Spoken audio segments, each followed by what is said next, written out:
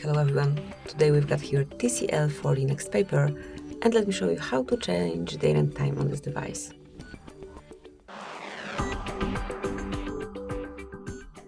At first reach the settings, then find and select System, and now mark date and time.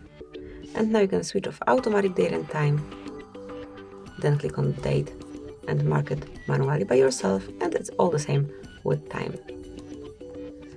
This panel also allows you to change time zone, so just switch off network provided time zone and select it manually from the list. So this is it. This is how you can manage date and time on your device. Then when you want to go back to automatic one, just use those indicators.